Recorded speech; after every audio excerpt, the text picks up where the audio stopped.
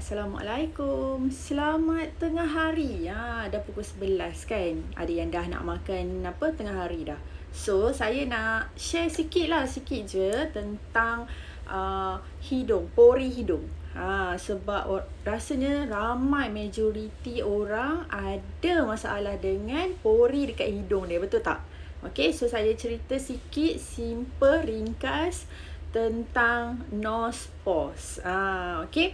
So, first kali saya nak bagi tahu tentang pori muka. Okay, pori kita ni banyak kan, dekat muka kita banyak sangat. Setiap hidung kita nampak titik-titik macam sebesar jarum tu, kecil-kecil je kan. Okay, so pori kita ni memang necessity untuk kita punya skin health, ataupun dia memang penting lah. Kalau sekarang kita cakap kita tak nak pori, tak boleh, sebab dia sangat-sangat penting untuk lembapkan ataupun dia akan bantu keluarkan sebum. Untuk sebum tu lembapkan muka kita. Jadi dia penting, pori ni penting. Tak boleh kata tak nak. Dia mesti kena ada, cuma kita tak nak yang besar. Macam tu, dia nak normal je, yang okay je, just nice kan. Okay. So dia adalah antara pause, kita panggil necessity untuk skin health kita lah. Okay, so selalunya pori dekat hidung kita dia akan lebih besar daripada tempat lain. Okay, sebab tu kalau kita perasan dekat kawasan hidung kita, selalunya orang kulit kering dekat satu muka tapi hidung dia still ada minyak. Okay, sebab itu adalah dia panggil macam memang naturally lah, dekat area hidung dia adalah macam kilang pengeluaran minyak, ataupun kita panggil dia pori dia lebih besar, dan juga dia punya sebaceous gland juga lebih besar daripada tempat-tempat lain. Okay, selalunya satu pori kita ni dia akan ada satu follicle hair ataupun bulu roma, dan dia akan ada sebaceous gland. So selalunya satu kita punya pori itulah. Okay, kemudian lagi besar kita punya pori tu selalunya orang yang oily skin. Kalau orang tu rasa dia punya skin berminyak, jadi dia punya lubang pori dia akan makin besar ataupun lebih besar. Okay. Dan enlarged pores ni juga dia boleh daripada genetik juga. Kalau mak kita, ayah kita memang jenis pori yang besar, kita juga boleh macam tu. Dia genetik juga. Okay, so ni salah satu yang kita kena tahu. Okay, sebelum saya cerita panjang tentang nose pause. Hi, thank you. Thank you sebab join. Okay, so saya cerita sikit tentang sebum. Sebum tu minyak. Selalunya kita punya pori muka kita ni ataupun pori kat hidung kita ni, dia jadi besar atau kecil bergantung kepada pengeluaran minyak kita punya muka. Okay, ataupun kita panggil sebum. Okay, so sebum ni dia akan keluar daripada kita punya sebaceous gland, dan dia akan keluar terus menerusi kita punya pori. Dia akan naik kat permukaan muka. So kita punya sebum tu dia lebih kepada lubricate ataupun macam nak bagi pelincir ataupun, dan dia juga sebagai protection. Dia nak protect muka kita, dan dia juga bagi lembap muka. Hai. Okay, kita cerita tentang pori hidung.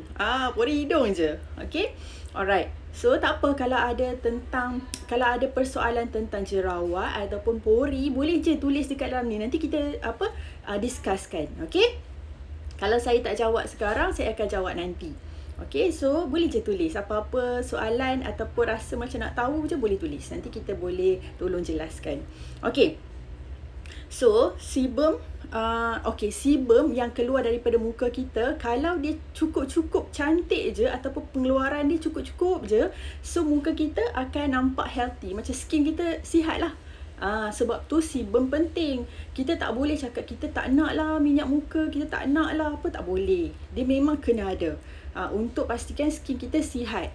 Okay, tetapi kalau kita punya sebum pengeluaran dia tu sikit sangat sampai tak ada, jadi muka kita akan jadi terlalu kering.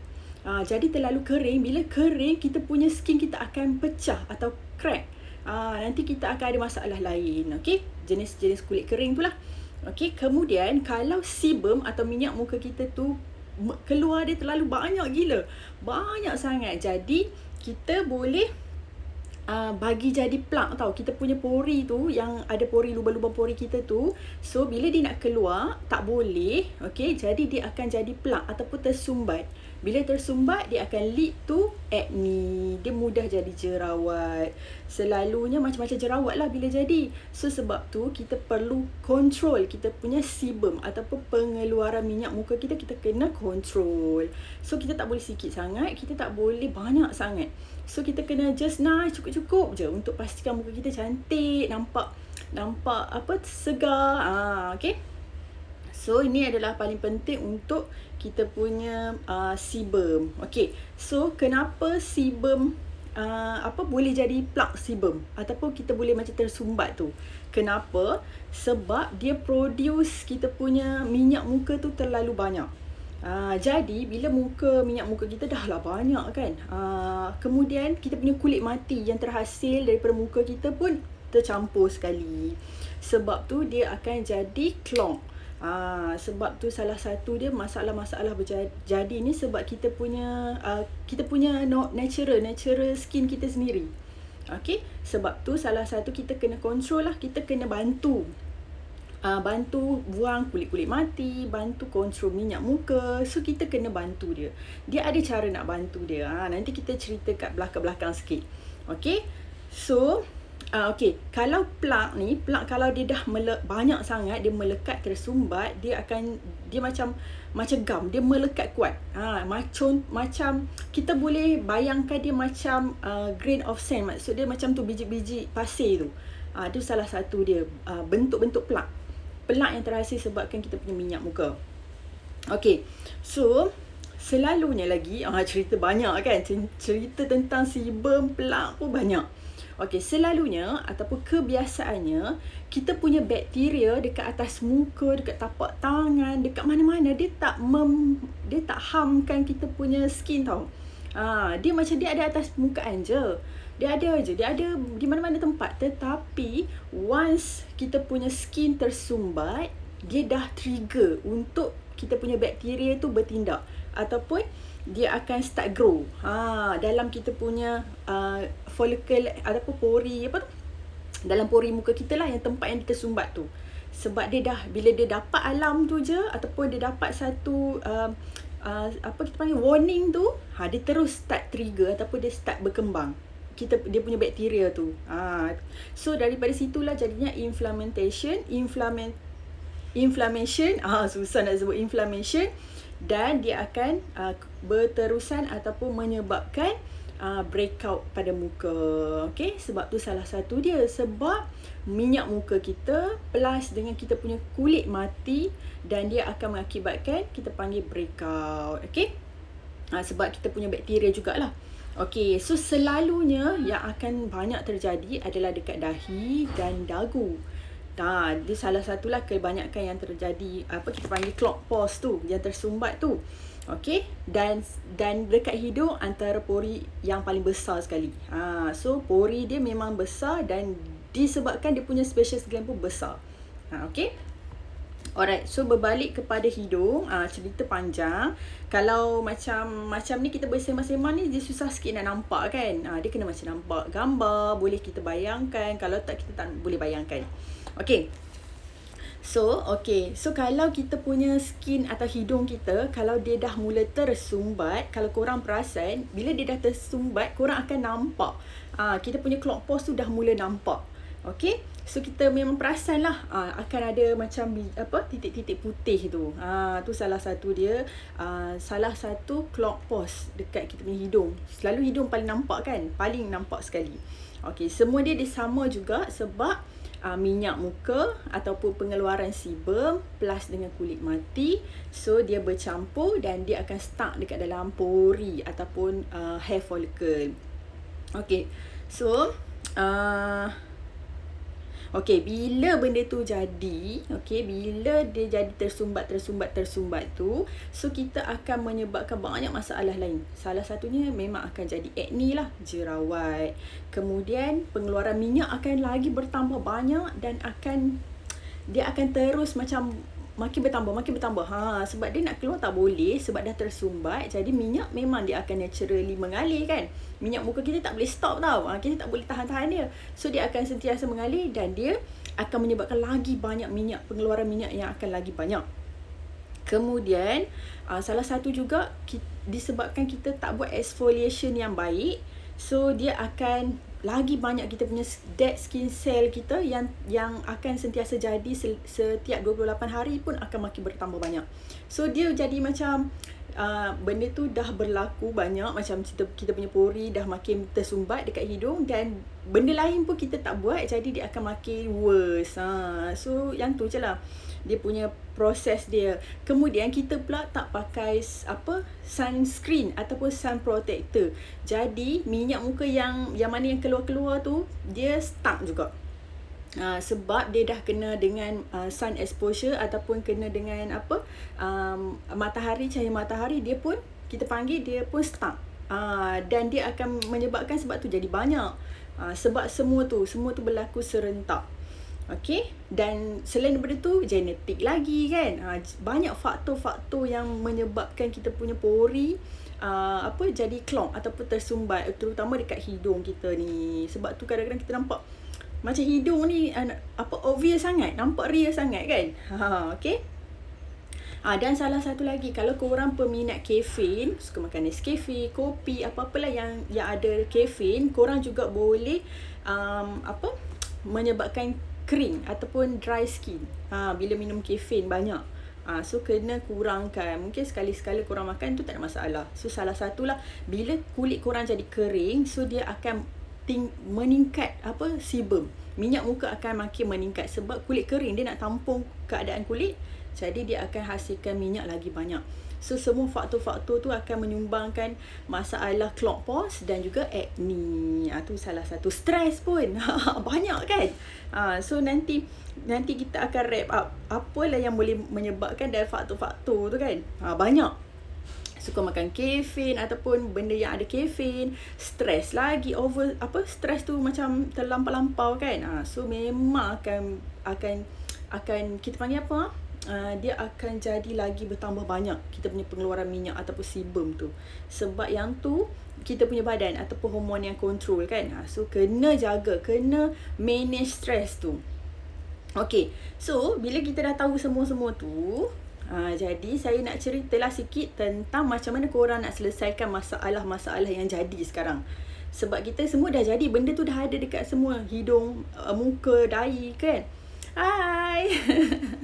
Okay, so bila dah jadi semua tu, macam mana korang nak clearkan masalah-masalah tu? Okay, so nombor 1, ada berapa step? Adalah beberapa step, tak ingat dah. Okay, nombor 1, korang kena remove all makeup before tidur. Maksudnya korang kalau pakai walaupun contoh macam Mary Kay, saya Mary Kay kan. So kalau saya pakai foundation Mary Kay yang bukan, yang non-comedogenic, yang tak sumbatkan pori, jangan bermaksud saya boleh tidur terus. Tak boleh. Memang kena clearkan semua makeup dekat muka. Walaupun benda tu oil free, benda tu non-comedogenic, benda tu apa lagi? Semua tu tak boleh. Apa sahaja yang tulis makeup untuk muka memang kena clearkan. Guna makeup removal. Supaya bersih skin kita daripada sebarang makeup dan baru korang boleh tidur. Melainkan skincare lah. Skincare untuk malam penting kan? Bukan makeup. So tak boleh ada, walaupun dia non-comedogenic ataupun tidak sumbatkan kulit pun, korang tak boleh pakai untuk tidur. Kena, macam mana letih pun kena buang atau bersihkan. Kalau tak nak jerawat jadi ataupun dekat hidung ni jadi banyak apa-apa masalah, so kena bersihkan. Okay, kena bersihkan. So remove all makeup before bed. Okay, kena remove, ingat. Kemudian kena cuci muka sekurang-kurangnya 2 kali sehari. Yang tu perkara wajib. So saya nasihatkan untuk semualah. Kalau nak pastikan, bukan sahaja dekat hidung tau, satu muka lah. Kalau tak nak kalau tak nak sumbatkan ataupun masalah-masalah muka jadi, okey, sama ada jerawat ke ataupun blackhead ke whitehead ke, apa lagi, apa je lah yang jadi dekat muka, kalau korang tak nak benda tu jadi, korang kena rajin remove all makeup before bed. Okey, remove semua makeup sebelum tidur. Kemudian kena cuci muka at least 2 kali sehari. Pagi dan petang ataupun malam mesti kena ada 2 kali. Okey, jangan lebih sebab dia akan bagi jadi muka lagi kering. Bila kering, korang akan nampak pengeluaran minyak lagi makin bertambah banyak. Okey, kalau tak cuci, korang lagi akan trap kan macam-macam dirt lah, kotoran lah, apa semua dalam pori. So dia banyak. Jadi kita memang kena buat, tak boleh tak buat dan tak boleh over buat. Kena ikut macam tu je lah. Senang kan. Okey, 2 kali sehari. 2 kali sehari. Salah pula cakap. Okey, kemudian kena guna apa kita panggil? Moisturizer yang betul dengan jenis kulit. Okey, kena guna. Use right moisturizer. So jangan cakap kalau kulit berminyak tak boleh pakai moisturizer. Kalau korang tak pakai, dia akan terus hasilkan minyak lagi banyak dan korang punya acne tak akan habis. So korang kena juga guna supaya dia boleh balancekan lembapan dekat muka dan minyak yang dia hasilkan dalam skin akan dikurangkan. So korang kena pilih lah. Kalau korang tak nak jerawat ataupun apa-apa clog pores dekat muka, kena pakai moisturizer yang tepat, yang betul. Okay, alright. So seterusnya korang kena deep clean your pores with clay mask. Kena ada kita panggil exfoliation juga dekat muka supaya kita boleh cuci atau buang kulit-kulit mati yang terhasil dekat muka kita sendiri. Sebab selalunya kita panggil clay mask ke exfoliation ke, memang orang susah sikit nak commit. Sebab dia kena pakai 10 minit, seminggu 2-3 kali. Tapi kalau korang tak nak masalah muka jadi macam-macam tu, korang kena pakai. So ni salah satulah yang korang tak boleh skip. Memang kena pakai. Kalau korang pergi jumpa doktor pun, kalau tak nak dengar saya nasihat pun, doktor pun sama juga. Doktor kulit lah, dia juga akan nasihatkan supaya korang guna exfoliation ataupun clay mask ataupun apa-apa je lah yang boleh remove dead skin cell tu. Sebab dia memang akan jadi. Kalau korang kalau tak kerja ke, duduk rumah saja ke, tidur saja ke, dia memang akan terhasil setiap 28 hari. Okay, so kena guna at least 2 atau 3 kali seminggu. Bukan setiap hari, seminggu 2 atau 3 kali sahaja. Okay, so tu salah satu. Sebab dia boleh cabut ataupun buang unclog kita punya yang mana tersumbat. Okey, tu salah satu. Okey, apa lagi yang korang nak jaga ataupun protect kawasan hidung ataupun muka? So saya juga ada beberapa tips lah ataupun beberapa produk yang korang boleh cari dekat mana-mana je. Kalau boleh over the counter Watson, Guardian, korang boleh cari dekat mana-mana je. Okey, kalau tak nak Mary Kay, kalau nak Mary Kay cari saya. Okey, so korang boleh pakai untuk protect ataupun prevent masalah-masalah clog pores dekat hidung. Okey, korang boleh pakai nombor 1 oil mattifier. Boleh cari oil mattifier supaya dia control pengeluaran minyak dekat area hidung. Kalau dekat muka pun termasuk sekali lah. Tapi sekarang ni saya nak fokus kepada kawasan hidung kan. So saya cerita tentang hidung je lah. Okay, nanti jangan korang jaga hidung je, semua tak jaga pula.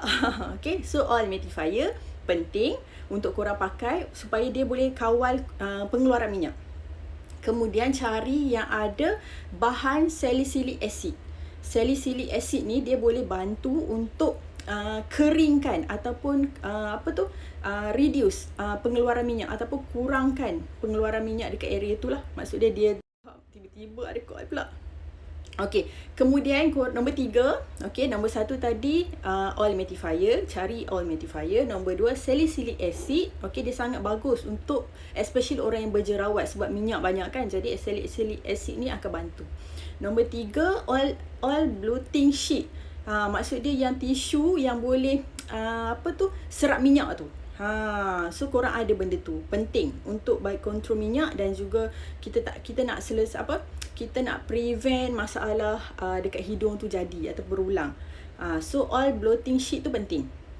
Okey, nombor 3. Nombor 4, korang boleh pakai nose strip. Nose strip tu yang korang pelekat dekat hidung dan korang tarik. Perasan tak? Ramai orang buat kan? Okey, cuma saya nak nasihatkan, kalau korang guna nose strip tu boleh, cuma dia akan remove natural oil. Muka kita macam tadi saya cakap, sebum penting untuk muka kita kekal lembab. Tapi bila korang guna nose strip tu yang tarik sekali, terkeluar semua blackhead whitehead yang korang rasa macam wow, puas, satisfying kan.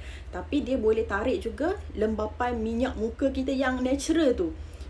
Jadi kalau dia hilang, kita punya hidung akan jadi kering. Bila kering, dia akan keluar juga minyak. So itulah salah satu dia. Korang boleh pakai, cuma dia ada kita panggil apa tu, kita panggil macam kelemahan dia yang tu lah, dari segi tu dia boleh tarik sekali minyak muka ataupun minyak dekat kawasan hidung, natural oil tu. Okay, so bila jadi macam tu, dia akan jadi iritasi lah, kemerahan, kekeringan. So tu salah satu. Dan korang perlu cari ataupun pakai non-comedogenic sunscreen. So sunscreen penting sangat walaupun dekat rumah.